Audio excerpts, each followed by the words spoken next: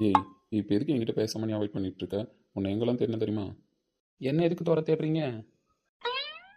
ஏய், என்னடா இப்படி பதில் சொல்ற? இந்த ஊர்ல எனக்கு உன்னை விட்ட வேற ஃப்ரெண்டு யாரா இருக்கா? ஆமாம் ஆமாம், ஃப்ரெண்டு இல்லை தான். அதனால தானே கஷ்டமா இருக்கும். உனக்கு ஏன்டா ஃப்ரெண்டாக இருக்கும்ன்ட்டு ஒரு பிள்ளைய ஏமாத்த போற. இதுக்கு கூட நான் வேற நிற்கணுமா? ஏன்டா அவளுக்கே பிரச்சனை கிடையாது, உனக்கு என்னடா அதில் பிரச்சனை? டேய், வேணான்னு முடிவு எடுத்தது என்னவோ நான் தான். ஆனால் அதை நடைமுறைப்படுத்துனது யாருடா? அவள் தானே கடைசியில் கையெழுத்து போட்டு டாக்குமெண்ட்டை கொடுத்தா. அப்போ அவளுக்குமே என்ன பிடிக்கல தானே? ஆமாம், உங்ககிட்ட சொன்னா எனக்கு ஒன்று பிடிக்கலன்னு. ஆமாம் சொன்னா. டேய், இல்லை இல்லை, சொன்னா என்ன இந்த மாதிரி டாக்குமெண்ட் கொடுத்தானே, நம்மளே புரிஞ்சுக்கிறது தான் அவளுக்கு என்ன பிடிக்கலன்னு. அதெல்லாம் இது உனக்கு சொல்கிற மாதிரி இல்லைடா. இப்போ எதுக்கு என்ன தெரியும் அதை சொல்லு. சும்மா தான்டா வேலைக்கு போயிட்டு வந்தேன். அப்படியே சரி உன்னை பார்த்து கொஞ்சம் நேரம் பேசிட்டு இருந்துட்டு போகலாமே. வீட்டுக்கு போய் என்ன பண்ண போகிறேன்? புதுசாக கல்யாணம் அவன் கேட்குற கேள்வி இது வீட்டுக்கு போய் என்ன பண்ண போகிறேன்னு. டேய், வர வர ஒன்னையே டபுள் மீனிங்கில் பேச வச்சுட்டான்டா. செக், இவன் கூட சேரக்கூடாதுமா. என்னடா? ஒன்றும் இல்லை, வந்ததுக்கு 2 டீயை குடிச்சிட்டு போவோம். டீயா? இங்கே நல்லா இருக்குமாடா? நல்லா இருக்குமாவா? ஏன்? இல்லைடா, வில்லேஜில் டீ ஷாப்லாம் எப்படி இருக்குன்னு தெரில. டீயும் நல்லா இருக்குமான்னு தெரில, தான் கேட்டேன். இது மட்டும் அவன் காதில் ஊந்துச்சுன்னு வச்சுக்கோயேன், உன்னை பொழந்து எடுத்துருவான் இப்போ பேசி. யாரா? கடை ஓனர் தான்.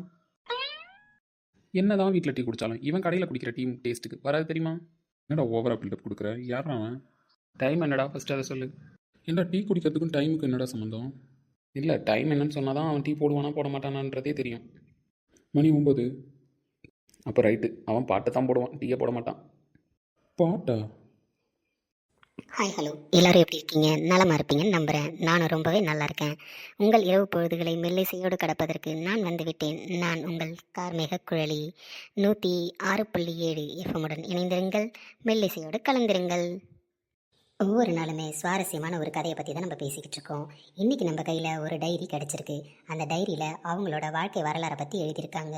அதை நம்ம படிக்கிறதுக்கு முன்னாடி ஒரு பாட்டை கேட்டுட்டு வாங்க, சரிங்களா? என்றும் உங்கள் மெல்லிசையோடு இணைந்திருக்கும் உங்கள் கார்மிக குழலியின் பாடல்.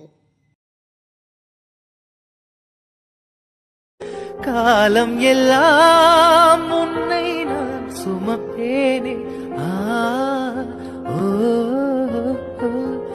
தூக்கங்கெட்டு கெட்டு துடிக்கும் முல்லை முட்டு தேக்கு மர தேகம் தொட்டு தேடி வந்து தாளம் தட்டு என் கண்ணில் நீதானம்மா. பாடல்களை உங்களுக்காக அள்ளி கொடுக்கும் இந்த மெல்லிசை நிகழ்ச்சியில் நான் உங்கள் கார்மிக குழலி. நம்ம டைரி வாசிக்க ஆரம்பிக்கலாமா? எல்லாரும் ரெடியாக இருக்கீங்களா? ரெடியாக இருப்பீங்கன்னு நம்புகிறேன். நம்ம டைரிக்குள்ளே போகலாம். அழகான ஒரு கிராமத்தில் ஒரு பெண் வசிச்சுட்டு வராங்க. அவங்க யாருன்னா, அந்த ஊர்லேயே ஒரு பெரிய பணக்காரன், அவங்களோட பொண்ணு, அவங்களுக்கு அம்மா அண்ணன் அப்படின்னு எல்லாருமே இருக்காங்க. அந்த வீட்டில் காசு பணத்துக்கு குறைவே இல்லாமல் போயிட்டுருக்கு. ஆனால் அந்த பொண்ணு ஏங்கினது எல்லாமே பாசத்துக்கு மட்டும்தான். அந்த பொண்ணு எல்லாருமே பாசமாக இருக்கணும்னு நினைப்பா. ஆனால் அவங்க வீட்டில் பாசத்தை காமிக்க யாரும் ஆள் கிடையாது. அவங்க அம்மா மட்டும்தான். அவங்க அம்மாவுக்காக மட்டும்தான் அவள் அந்த கிராமத்தில் வசிச்சுட்டு வந்தா. அவளுக்கு அங்கே இருக்கவே பிடிக்கல. அந்த வீட்டை விட்டு வெளியேறணும்னு நினச்சா. அவள் சொந்த காலில் நிற்கணும்னு நினச்சா.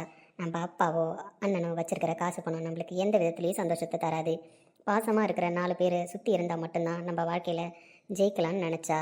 அவள் தனியாக நின்று ஜெயிக்கணும்னு நினச்சா. ஆனால் அவங்க வீட்லேயோ, நீ பொம்பளை பிள்ளை, எதுக்கு வெளியில் போகிற, சம்பாத்தியம் தேவையில்ல, நம்ம வீட்லேயே நிறையா இருக்குது, காலகாலத்தில் உனக்கு கல்யாணம் பண்ணி அழகு பார்க்குறோம், நீ எங்கேயும் போக தேவையில்ல அப்படின்னு சொல்லிட்டாங்க. ஆனால் அதை அந்த பெண்ணோட மனசு ஏற்றுக்கல. எனக்கு கொஞ்ச நாள் டைம் கொடுங்க, நான் வெளியே போயிட்டு வரேன், அதுக்கப்புறம் நீங்கள் சொல்கிற எல்லாத்தையுமே நான் கேட்குறேன். ஆனால் என்னால் இப்போ கல்யாண வாழ்க்கையில் ஈடுபட முடியாது. எனக்கு சாதிக்கணும்னு ஆசை இருக்குது. எனக்கு ஒரு 6 மாத கால டைம் கொடுத்தீங்க அப்படின்னா நான் போயிட்டு வந்துடுவேன். அதையும் மீறி என்னை நீங்கள் கல்யாணம் பண்ணி வச்சிங்கன்னா என் சாவுக்கு நீங்கள் தான் காரணம் அப்படின்னு அவங்க அப்பாவை எதிர்த்து பேச ஆரம்பித்தா. அவங்க அப்பாவோ பொண்ணு செத்து போயிடுவான்னு பயப்படலை. அவள் இறந்து போனால் கூட அந்த சாவும் நம்ம குடும்பத்துக்கு கலங்கத்தை தான் ஏற்படுத்தும். இவன் மூலயமா நம்ம குடும்பத்துக்கு ஒரு கலங்கம் வரக்கூடாதுன்னு அவளை வெளியே அனுப்ப ஆரம்பித்தார். சரி, நீ வெளியே போயிட்டு வா, ஆனால் 6 மாதத்துக்கு அப்புறம் உனக்கு கொடுத்த டைம் முடிஞ்சிடும். அதுக்கப்புறம் நாங்கள் சொல்கிறத நீ கேட்டு தான் ஆகணும். நம்ம குடும்பத்துக்கு எந்த கௌரவ குறைச்சலும் வராதபடி நீ நடந்துக்கணும். நாங்கள் பார்க்குற மாப்பிள்ளையே நீ கல்யாணம் பண்ணிக்கணும் அப்படின்னு சொல்லி அந்த பொண்ணுக்கு அனுமதியை கொடுத்தாரு. அன்பானவர்கள் ஒரு சில பேர் இருப்பார்கள் என்று நம்பி அவள் வெளியேறினாள். ஆனால் அங்கேயும் அவளுக்கு அன்பு கிடைக்கவில்லை. யாருடனாவது பேச வேண்டும், அந்த உரையாடல் நம் மனதுக்கு இதமாக இருக்க வேண்டும் என்று அவள் யோசிக்க ஆரம்பித்தாள். பேச வேண்டும், ஆனால் நாம் பேசுவதை கேட்பதற்கு இந்த உலகத்தில் யாருக்கும் நேரமில்லை. ஆனால் நாம் பேசினால் மட்டுமே நம் மனதில் உள்ள பாரங்கள் குறையும் என்று நினைத்த அவள் மெல்லிசையோடு பேச ஆரம்பித்தாள். நம் குடும்பத்தை எதிர்த்து வெளியே வந்தோம், ஆனால் இந்த உலகமும் நயவஞ்சகர்களோடு தான் இணைந்திருக்கிறது. யாரும் நமக்கு உண்மையாக இல்லை. பேசுபவர்கள் எல்லாருமே ஒரு சுயநலத்துடன் தான் நம்முடன் பழகுகிறார்கள் என்று நினைத்த அவள் இரவு நேரங்களில் மெல்லிசையோடு கலந்து விட்டாள். மெல்லிசையோடு கலந்த பிறகுதான் அவள் பேச ஆரம்பித்தாள். வாழ்க்கையில் வாழ்வதற்கு காசு பணம் தேவையில்லை. அன்பான இருவர் மட்டுமே போதும். ஒருவருக்கொருவர் உரையாடும் பொழுதுதான் அவர்கள் மனதில் உள்ள அன்பான வார்த்தைகள் வெளிவரும் என்று அவள் நம்பினாள். ஆனால் உரையாடுவதற்கோ யாரும் அவளுடன் இல்லை. யாரும் மனதை பார்த்து பழகவில்லை. நாம் நெருங்கினாலும் அவர்கள் நம் அழகையே தேடுகிறார்களே தவிர நமது மனதில் உள்ள கஷ்டங்களையோ, உன் மனதில் என்ன இருக்கிறது, நீ என்னிடம் சொல்லு, நான் உனக்கு ஆறுதல் சொல்கிறேன் என்ற அன்பான வார்த்தைகளையோ யாரும் கூற தயாராக இல்லை. இப்படியே அவள் வாழ்க்கை பயணங்கள் 6 மாத காலம் முடிந்து விட்டது. அவள் தேடிய அன்பான உறவும் அவளுக்கு கிடைக்கவில்லை. ஆனால் தேடிக்கொண்டேதான் இருக்கிறாள். ஆனால் அவளுக்கு கொடுக்கப்பட்ட கால அவகாசமும் முடிய போகிறது. இந்த 6 மாத காலத்தில் அவள் சந்தித்தவர்களில் யாருமே உண்மையானவர்களோ பாசமானவர்களோ இல்லை. பாப்போங்க, அந்த பெண்ணோட தலையெழுத்து என்ன எழுதியிருக்குன்னு பார்க்கலாம். அவள் அன்பான ஒருவரோட இணையறாளா, இல்லை அவங்க அப்பா அண்ணன் ஆசைப்படி அவள் கல்யாணம் பண்ணிக்கிட்டு அவள் திருமண வாழ்க்கை எப்படி மாறப்போகுதுன்னு தெரியல. அவளுக்கு கல்யாண ஏற்பாடு வீட்டில் பண்ண ஆரம்பிச்சிட்டாங்க. அவள் விடுமுறை நாட்களை எண்ணி பயந்து கொண்டிருக்கிறாள். ஏனென்றால் விடுமுறையில் அவள் வீட்டிற்கு செல்லும்போது அவளுக்கான திருமண ஏற்பாடு நடந்து கொண்டிருக்கும். அவளுடைய கேள்வி எல்லாமே தன் பெண் பிள்ளை மீது பாசம் வைக்காத ஒரு தந்தை, காசு பணத்திற்கு மட்டுமே முக்கியம் கொடுக்கும் ஒரு அண்ணன், கௌரவத்திற்காக மட்டுமே வாழும் இவர்கள் பார்க்கும் மாப்பிள்ளை இவளுக்கு பொருத்தமாக இருப்பானா என்பதுதான் இவளின் கேள்வி. இவர்கள் இருவரும் பார்க்கும் ஒருவன் நம்மிடம் அன்பாக எங்கே இருக்கப் போகிறான், அவன் வரதட்சணையை மட்டுமே எண்ணி வரப்போகிறான் என்று பல கேள்விகள் அவளுடன் எழுந்து கொண்டுதான் இருக்கிறது. அவள் எதிர்பார்க்கும் அன்பு அவளுக்கு கிடைக்குமா? இத்துடன் இந்த டைரியை நான் முடித்துக் கொள்கிறேன். அவளின் வாழ்க்கை பயணங்கள் தொடர்ந்தால் மீண்டும் உங்களுடன் அதை பகிர்ந்து கொள்ள நான் தயாராக இருக்கிறேன். எப்பொழுதும் மெல்லிசையோடு இணைந்திருங்கள். நான் உங்கள் கார்மிக குழலி. இரவு வணக்கங்களுடன் உங்களிடம் இருந்து விடைபெறுகிறேன். பாவம்ல, பாசத்துக்கும் ஏங்கி போய் தான் இருக்காங்க மனுஷங்க. ஆனால் எதிர்பார்க்குற பாசம் தான் உங்களுக்கு கிடைக்க மாட்டேது. ரொம்ப கஷ்டப்பட்டு பேசிட்டாங்க இன்னைக்கு. மனசே தாங்கல. பாவம், அந்த புள்ள வாழ்க்கை நல்லா இருக்குமான்னு தெரியலையே. அந்த பிள்ளைக்கு நல்லபடியாக ஒரு வாழ்க்கை அமையணும். பாசத்தை மட்டுமே எதிர்பார்த்துக்கிட்டு இருக்குன்னு சொல்கிறாங்க. கடவுளே. சரி, மணி அடிச்சு கிளம்புவோம். வீட்டில் தங்கச்சியும் அப்பத்தாவும் தனியாக வர கிடக்குங்க. யாரா இவன் இந்த காலத்துல எஃப்எம் வச்சுட்டு உட்காந்துருக்கான்? இவர் தான் நம்ம முத்து. இந்த டீ கடையோட ஓனர் இவன் தாண்டா. இந்த காலத்துலேயும் எஃப்எம்ல பேசுகிறத வச்சு ஃபீல் பண்ணிக்கிட்டு இருக்கிற ஒரே ஆள் இவன் ஒருத்தன் தான். டேய் முத்து, ரேடியோவில் பேசி முடிச்சிட்டாங்கடா, டைம் முடிஞ்சிருச்சு. இங்கே திரும்பி பார்க்குறியா கொஞ்சம்? ஐயோ அண்ணன், நீங்கள் எப்போ வந்தீங்க? நாங்கள் ப்ரோக்ராம் ஸ்டார்ட் பண்ணும்போதே வந்துட்டோம். ஏண்டு கார்டு போட்டதுக்கு அப்புறம் தான் நீ திரும்பி பார்ப்பன்றதுனால வெயிட் பண்ணிக்கிட்டு இருக்கோம். 2 டீ கொடுக்குறியாடா கொஞ்சம்? ஐயோ அண்ணன் தரேண்ணே, என்னை கூப்பிட்டுருக்கலாம்ல நீங்கள்? கூப்பிட்டுருந்தா மட்டும் டீ போட்டு தந்துருக்க போறியா என்ன? என்னன்னு எப்படி சொல்லிட்டீங்க? பின்ன என்னடா, இந்த ப்ரோக்ராம் போட்டால் போதும், கடையில் எவனா திருடிட்டு ஒன்றா கூட உனக்கு தெரியாதுடா. அப்படிலாம் இல்லை, நான் ப்ரோக்ராம் கேட்க வரும்போதே எல்லாத்தையும் எடுத்து பூட்டி வச்சுட்டு தான் வந்து உட்காருவேன். விவரண்டாண்ணா நீ? இல்லைண்ணா, எனக்கே தெரியும் இந்த ப்ரோக்ராமை கேட்க ஆரம்பித்தா நம்ம இந்த உலகத்தில் இருக்க மாட்டோம்னு சொல்லிட்டு. அதனால தான் எல்லாத்தையும் எடுத்து சேஃப்டியாக வச்சுட்டு 9 மணி ஆனால் வந்து உட்காந்துருவேன். அது சரி, அப்படி என்ன தாண்டா இருக்குது? அதெல்லாம் உங்களுக்கு புரியாதுண்ணே, அது ஒரு தனி ஃபீலு. இருந்துட்டு போட்டோம். சரி, வேறசா 2 டீ எடுத்துகிட்டு வா, குடிச்சிட்டு கிளம்புறோம். சரிண்ணா. ஆமாம், எனக்கு ஒரு டவுட்ரா. என்னண்ணா? ஆமாம், 2 எஃப்எம் எதுக்குடா? திடீர்னு ஒன்று ரிப்பேர் ஆயிடுச்சுன்னா என்னென்ன பண்ணுறது? அதனால தான் 1க்கு 2 வச்சுருக்கேன். அது சரி, அதெல்லாம் கண்டுக்காதீங்கண்ணே. நான் போய் உங்களுக்கு டீ எடுத்துகிட்டு வரேன். போடா, அதை செய்யும் முதல்ல. யாருண்ணே இவர் புதுசாக இருக்காரு? யாருன்னு தெரியலையா உனக்கு? எங்கள் அம்மாச்சியோட தங்கச்சி பேரன், நம்ம கார்த்தியோட மச்சான்டா. ஓ, நம்ம மீனாட்சி புருஷனா? மீனாட்சி புருஷனா? ஆமாண்ணா, நம்ம மீனாட்சி மாதிரி ஒரு பிள்ளைய கல்யாணம் பண்ணிக்க நீங்கள் கொடுத்து வச்சிருக்கணும். ஏதோ ஒரு ஜென்மத்தில் புண்ணியம் பண்ணியிருக்கீங்க. அதனால தான் நீங்கள் மீனாட்சியை கல்யாணம் பண்ணியிருக்கீங்க. என்னடா பார்க்குற? இவன் மட்டும் இல்லடா, ஊரில் போய் நீ யார்கிட்ட கேட்டாலும் மீனாட்சியோட புருஷன் தான் எல்லாருக்குமே தெரியுமே தவிர உன் பொண்டாட்டி மீனாட்சின்லாம் யாரும் சொல்ல போகிறது கிடையாது. ஏன்னா மீனாட்சிக்குன்னு ஒரு மரியாதை இருக்கடா அந்த ஊரில். அவளை கல்யாணம் பண்ணிக்க கொடுத்து வச்சுக்கணுன்னு தான் யாரை கேட்டாலும் சொல்லுவாங்களே தவிர நீ அவளை கல்யாணம் பண்ணிக்கிட்டது அவள் பாக்கியம்லாம் யாரும் சொல்ல மாட்டாங்க. ஓவராக பண்ணாதீங்கடாண்ணா. இந்த ஊர், அதனால் அவளை பற்றி எல்லாருக்கும் தெரிஞ்சிருக்கு. நான் இந்த ஊர் கிடையாதுல்ல. நீ இந்த ஊர்லேயே இருந்தால் கூட மீனாட்சி குணத்துக்கு யாரும் வர முடியாதுடா. எங்கன்னா மீனாட்சி புருஷனை காணோம்? நம்ம கடை டீயை குடிக்காமல் போயிட்டாரு. மீனாட்சி புருஷன் நீ சொன்ன ஒரே காரணத்துக்காக அவன் டீயை கேன்சல் பண்ணிட்டு போயிருக்கான். ஏன்னா அதெல்லாம் அப்படி தான். அவனை பற்றி சொன்னா உன்ன மாதிரி பட்டை போட்டுருக்கிறவனுக்குலாம் புரியாது. ஏன்னா பட்டை போட்டுருக்கிறது ஒரு தப்பா? பட்டை போட்டுருக்கிறதுனால சொல்லலடா, நீ பேசிக்காக ரொம்ப நல்லவன். அதனால நீலாம் தியாகி கேட்டகரியில் வர. அவனோட பிளானை பற்றிலாம் நான் சொன்னேன்னு வச்சுக்கோயேன், நீலாம் 10 நாளைக்கு இல்லை 10 வருஷத்துக்கு ரூம் போட்டு அழுவ. ஏன்னா அப்படி சொல்கிறீங்க? அந்த சொல்கிறேன்டா, சொன்னால் உனக்கு புரியாதுன்னு சொல்லிட்டு டீயை கொடு, நான் குடிச்சிட்டு கிளம்புறேன். என்ன சார், எப்படி இருக்கீங்க? யார் நீங்கள்? எனக்கு யாருன்னே தெரியல. திடீர்னு வந்து நல்லா இருக்கேன்னு கேட்குறீங்க? எல்லாம் உங்களுக்கு சொந்தக்காரன் தான் சார். அப்புறம் புதுசாக கல்யாணம் பண்ணியிருக்கீங்க, எப்படி போகுது வாழ்க்கைலாம்? யாருன்னே தெரிலங்கிறேன், விசாரிக்கிறீங்க. ஒரு வேளை அப்பா அம்மாவுக்கு யாராவது தெரிஞ்சவங்களா இருப்பாங்களா ஊரில்? எல்லாம் உங்களுக்கு தெரிஞ்சவங்க தான். இந்த ஊர்லேயே நாங்கள் ஒரு பெரிய புள்ளி இல்லை. எங்கள் அப்பா பேர் பரமசிவம், என் பேர் காளிதாஸ். இந்த ஊர் பஞ்சாயத்து தலைவர் எங்கள் அப்பா தான். ஓ அப்படிங்களா? எனக்கு தெரியாது, நான் புதுசு தான்.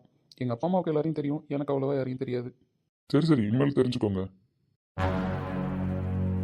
இவன் வந்துட்டான், இதுக்கப்புறம் இவன்கிட்ட பேசினா கரெக்டாக இருக்காது. நம்ம கிளம்புவோம். சரிங்க தம்பி, நான் போயிட்டு வரேன். என்ன சார் பேசிகிட்டு இருந்தீங்க, திடீர்னு கிளம்புறேங்கிறீங்க? அது ஒன்றும் இல்லைடா, நான் வந்துட்டேன்ல, அதனால் இதுக்கப்புறம் பேச மாட்டார். அது அப்படிதான், ஒரு முக்கிய புள்ளியில் என்ன மாதிரி சின்ன புள்ளிக்கிட்டலாம் அவர் பேச மாட்டார், இல்லை சார்?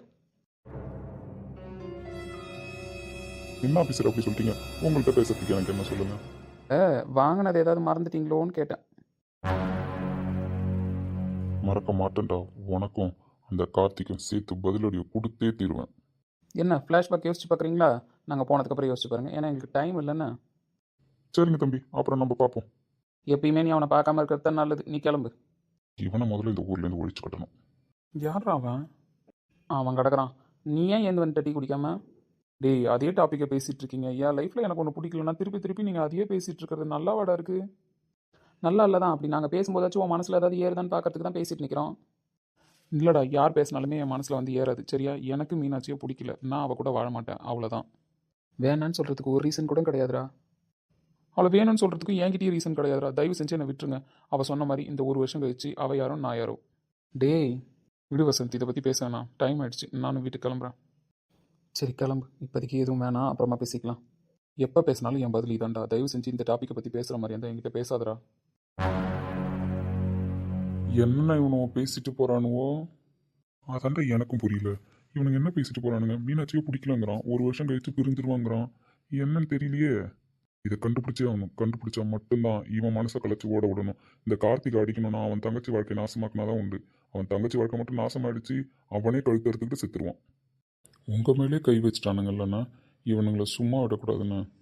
அதை தாண்டா என்னாலையும் மறக்கவே முடியாது.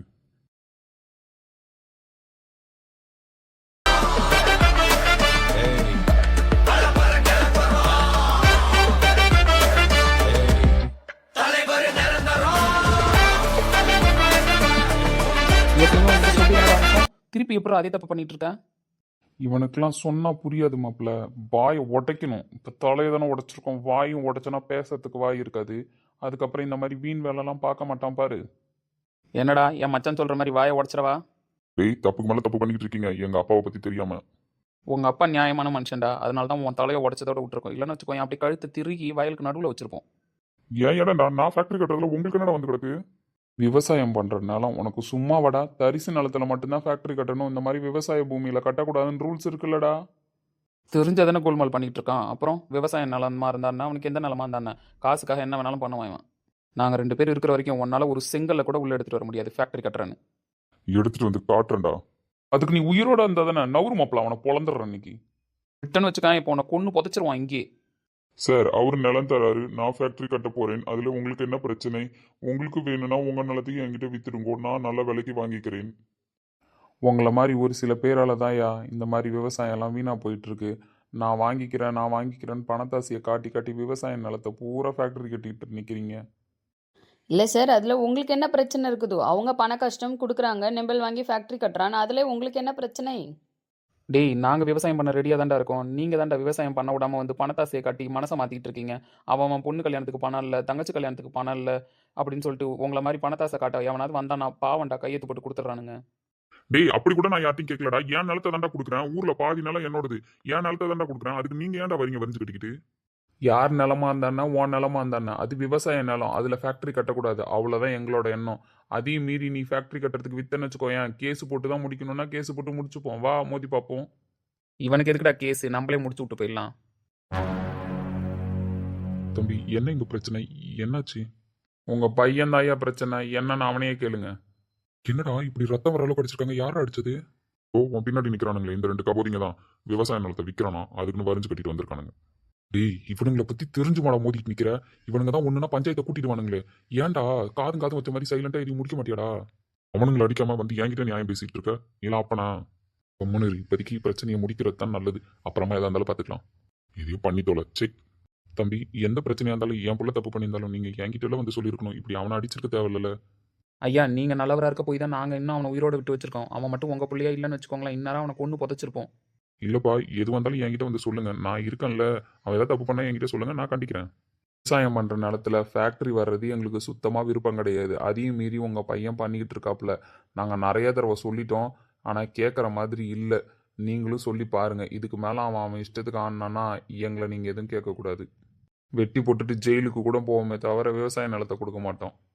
சரி தம்பி, மன்னிச்சிருங்க. அவன் இதுக்கப்புறம் இந்த மாதிரி எதுவும் பண்ண மாட்டான். நீங்க கிளம்புங்க. ஏய் உங்கள் அப்பா மூஞ்சுக்காக தான் உன்னை விட்டுட்டு போகிறேன்னா அவர் நல்ல மனுஷன், அவருக்கு இப்படி ஒரு புள்ள செக். வா மாப்பிள்ள போலாம். ஏய், அவனுங்களுக்கு தெரியாம வேலையை முடிக்க தெரியாதுல்ல உனக்கு? ஒரு தடவையும் ஏதாவது பண்ணி சைலண்டா முடிச்சிடலான்னு பார்த்தா இவனுங்க 2 பேரும் வந்து நிக்கிறானுங்க. இவனுங்களை போட்டு தள்ளுனா நீனும் கேட்க மாட்ற. அவன் போட்டு தள்ளுறானுங்க. அவன் யாரு? அக்ரி ஆபீசர்ரா? அவன்கிட்ட போய் முதல்ல விவசாய நிலத்தை விற்கிறதுக்கு அவன் விட்டுருவானா என்ன?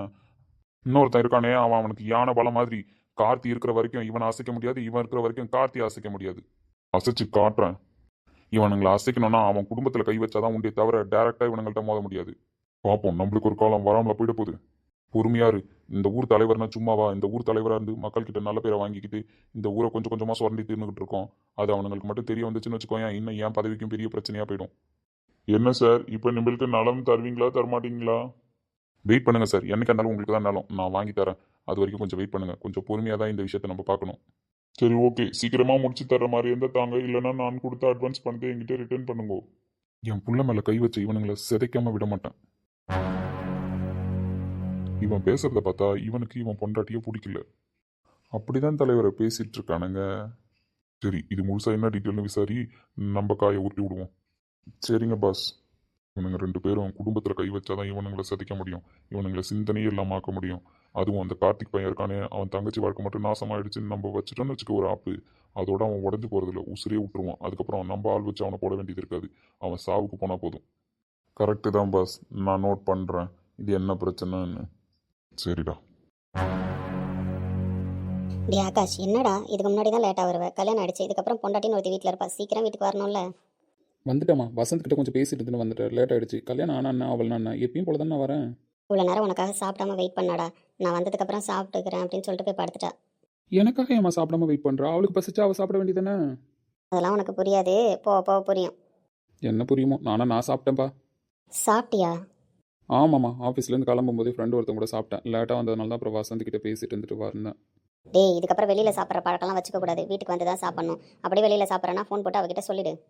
நான் புதுசாக பண்ணாதீங்கம்மா, நான் போகிறேன். என்ன இவன் இப்படி பதில் சொல்கிறான்? சரி, இப்போ தானே கல்யாணம் ஆயிருக்கு, இப்போ புரிஞ்சுப்பான். சும்மா ரூல்ஸ் பேசிகிட்டு இருப்பீங்க. சரி, ஏதாவது அவளுக்கு வாங்கிட்டு வந்தியா? என்ன வாங்கிட்டு வரணும்? அவளுக்கு எதனா வேணும்னா உங்கள்கிட்ட கேட்க போகிறா, நீங்கள் வாங்கி தர போகிறீங்க. என்ன வாங்கி தரணும்? இவன் தெரிஞ்சு தான் பேசுகிறானா தெரியாமல் பேசுகிறானா? என்னம்மா? ஒன்றும் கிடையாது, இப்போதைக்கு நீ போ தெரிஞ்சுப்ப. என்ன போக தெரிஞ்சுக்கணும். சரி, நான் போய் தூங்குறேன், எனக்கு தூக்கம் வருது. இந்த செல்லை கொஞ்சம் கீழே வைடா, நோண்டாமல் இரு. வீட்டுக்குள்ளே வந்தால் வீட்டை பார்த்து நார, தரையை பார்த்து நாட, சரியா? அதை விட்டுட்டு எனி டைம் அந்த செல்லுக்குள்ளே மூழ்கி போய் கிடப்பான். சரிம்மா, பார்க்கல. என்ன வாங்கிட்டு வரணும்னு கேட்குறான். ஒரு பொண்டாட்டிக்கு பூ வாங்கிட்டு வரணும், அல்வா வாங்கிட்டு வரணும்னு எங்கேயாவது தோணுதா? இவங்க அப்பாலாம் எப்படி இருப்பாரு? நம்மளுக்கு பிறந்த பிள்ளை இப்படி கிடக்கு.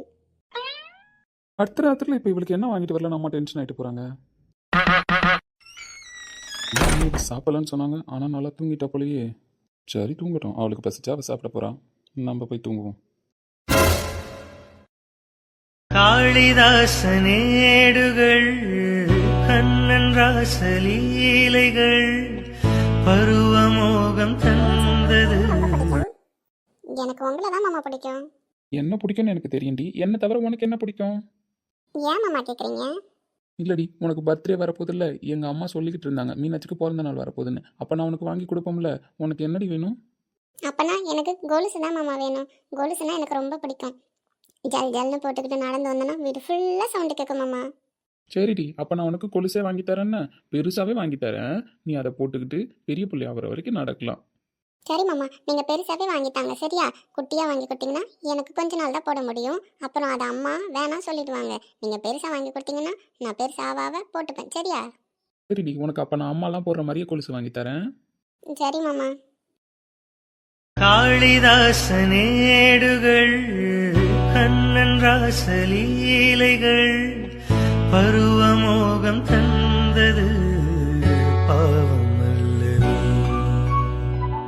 ஷாஜகானின் காதல். எனக்கு வேற கொலுசு வாங்கி தர வரைக்கும் நான் இந்த கொலுசை கழட்டவே மாட்டேன், பாருங்களேன். அவ்வளோ பத்திரமா பார்த்துப்பேன் மாமா. உண்மையாவாடி? நீ கழட்ட மாட்டியா? கழட்டவே மாட்டேன் மாமா. நீ போட்டு விட்டது நான் கழட்டிட்டவனா? நீனா எனக்கு எப்போ அடுத்த கொலுசு வாங்கி தரியோ அப்போதான் நான் வேற கொலுசு போட்டுப்பேன். சரிடி, அப்போ கழட்டாமல் போட்டுக்கண்ணா. சரி மாமா.